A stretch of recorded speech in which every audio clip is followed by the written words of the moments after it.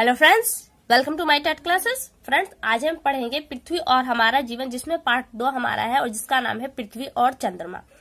इस टॉपिक में पृथ्वी और चांद के बारे में पढ़ेंगे, खास तौर से चांद के बारे में। एक बात है कि जिस तरह आपने चांद को देखा होगा, सूर्य हमें पर डे दिखाई देता है और वो पूरा गोल होता है, लेकिन चांद के आपको पर डे दिखाई देता है और जब दिखाई देता है तो वो पूरा गोल होता है, नहीं होता। क्यों नहीं होता? क्योंकि जहाँ चंद्रमा है वो पृथ्वी का चक्कर लगाती है और चंद्रमा स्वयं का प्रकाश न देकर सूर्य के प्रकाश से ही प्रकाशित होता है, और यही कारण है कि जब पृथ्वी का जैसा ऑर्ट होता है उसके कंडीशन के हिसाब से चांद की स्थिति हमको दिखाई देती है। चंद्रमा स्वयं का प्रकाश नहीं है। अगर इस पॉइंट को देखें तो एक साइंस का क्वेश्चन यहाँ से बनता है, दीप्त वस्तुएं और प्रदीप्त। दीप्त वस्तुएं वे वस्तुएं होती हैं जिनसे स्वयं का प्रकाश निकलता है।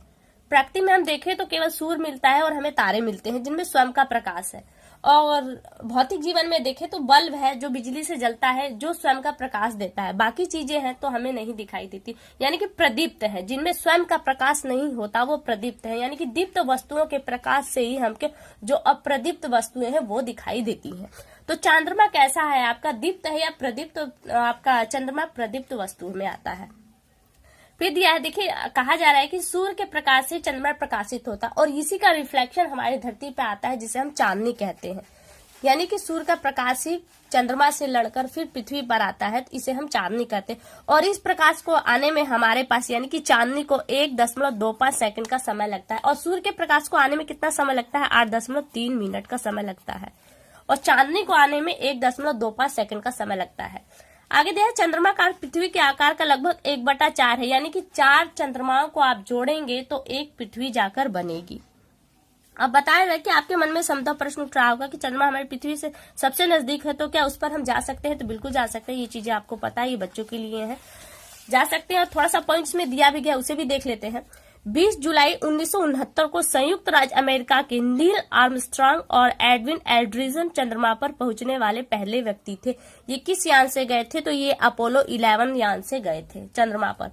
और जो भारत से है वो है राकेश शर्मा, जो अंतरिक्ष में पहुंचने वाले पहले भारतीय व्यक्ति थे। ये कब गए थे? ये 2 अप्रैल 1984 को रूसी अंतरिक्ष यान जिस यान से गए थे उसका नाम था सोयूज T11 से अंतरिक्ष में यात्रा की थी। यानी कि चंद्रमा पर पहुंचने वाले जो 2 व्यक्ति थे वो पहले थे नील आर्मस्ट्रांग और एडविन एल्ड्रिन, जिनमें पहला कदम नील आर्मस्ट्रांग ने चंद्रमा पर रखा था। और दिया जा रहा है कि चांद हम जब चमकता है, आपने देखा जिस दिन पूरा चांद होता है तो एक ही छवि हमको हर महीने दिखाई देती है, क्योंकि महीने में एक बार चांद आपको पूरा दिखाई देता है, और महीने में एक दिन ऐसा भी होता है जब चांद आपको दिखाई ही नहीं देता। तो कहा जा रहा है कि बार बार एक ही पोर्शन क्यों दिखाई देता है?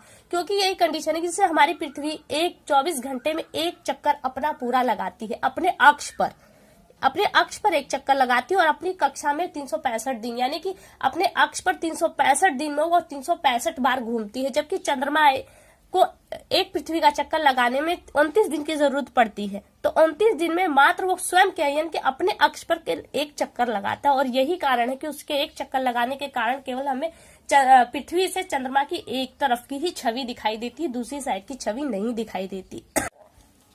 आगे दिया है चंद्रमा की कलाएं। चंद्रमा की कलाएं कहा जा रहा है कि कभी चांद छोटा होता है, कभी पूरा, कभी हंसली बराबर, तो कभी कैसा। तो कहा जा रहा है कि जिस रात चंद्रमा थाली सा गोल दिखाई देता है उस रात को पूरे चांद की रात पूर्णिमा कहते हैं। जिस रात चंद्रमा बिल्कुल नहीं दिखाई देता उस रात को बिना चांद की यानी कि अमावस्या की रात कहते हैं। और जो मेन पॉइंट है आपके एग्जाम के नजरिए से वो ये है, अमावस्या से पूर्णिमा तक यानी कि बढ़ते चांद के पखवाड़े को शुक्ल पक्ष कहते हैं, शुक्ल पक्ष।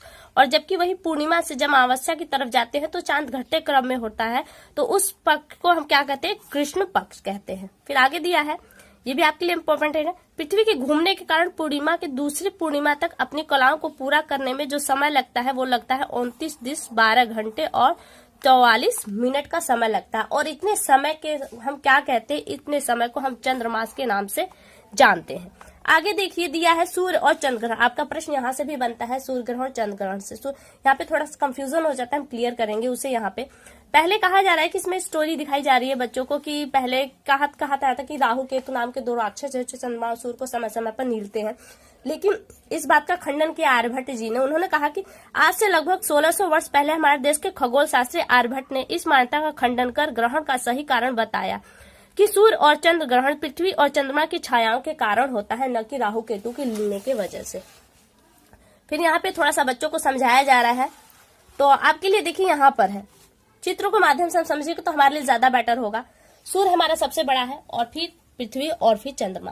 तो जब सूर्य और पृथ्वी के बीच में चंद्रमा आ जाए तो सूर्य ग्रहण होता है। कैसे? क्योंकि जो लोग पृथ्वी पर रह रहे हैं चंद्रमा के बीच में आ जाने के कारण वो सूर्य को नहीं देख पाते और इस कारण क्या बनता है, वहां पे सूर्य ग्रहण बनता है।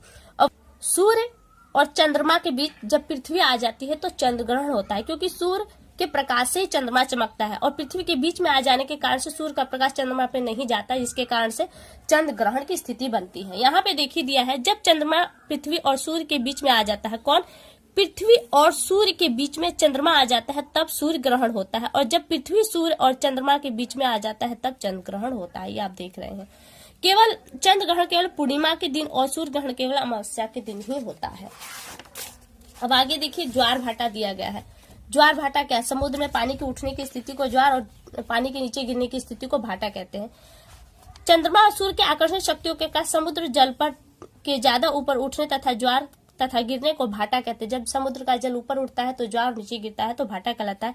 पृथ्वी के अपने अचयन धुरी पे घूमने तथा चंद्रमा के आकर्षण शक्ति के कारण प्रत्येक समुद्र तट पर 24 घंटे में 2 बार ज्वार भाटा आता है। अमावस्या में पूर्णिमा को उच्च ज्वार आता है, जबकि शेष दिनों में लघु ज्वार आता है। प्रश्न यहाँ से बनेगा कि दीर्घ ज्वार किस दिन आता है, यानी कि उच्च ज्वार किस दिन आता है? तो पूर्णिमा और अमावस के दिन आपका उच्च ज्वार आता है, बाकी शेष दिनों में लघु ज्वार आते हैं। ये उसका चित्र दिखाया गया है। देखिए इंपॉर्टेंट पॉइंट दिए गए, इन्हें देख लेते हैं।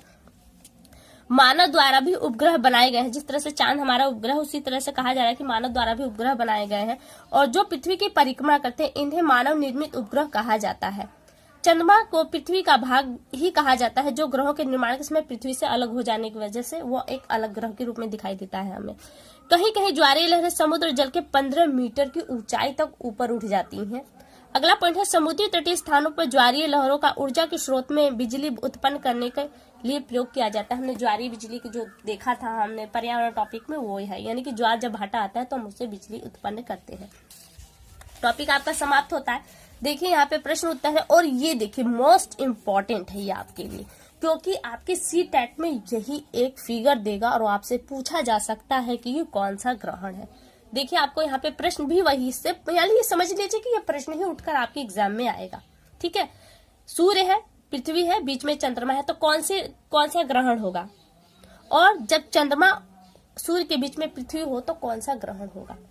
देखिए जब पृथ्वी और सूर्य के बीच में चंद्रमा आए तो कौन सा ग्रहण होगा? ये होगा सूर्य ग्रहण, क्योंकि इस पृथ्वी से हमको सूर्य नहीं दिखाई देगा चंद्रमा के बीच में आ जाने के कारण। और जब चंद्रमा और सूर्य के बीच में पृथ्वी आ जाए तो कौन सा ग्रहण होगा? चंद्र ग्रहण, क्योंकि सूर्य का प्रकाश चंद्रमा पर नहीं जा पाएगा, जिसके कारण चंद्रमा प्रकाशित नहीं होगा और वो हमें चंद्र ग्रहण के रूप में दिखाई देगा। तो देखिए आपका ये टॉपिक यहाँ समाप्त होता है। अगली वीडियो आपसे बहुत जल्द मुलाकात होगी, तब तक के लिए नमस्कार।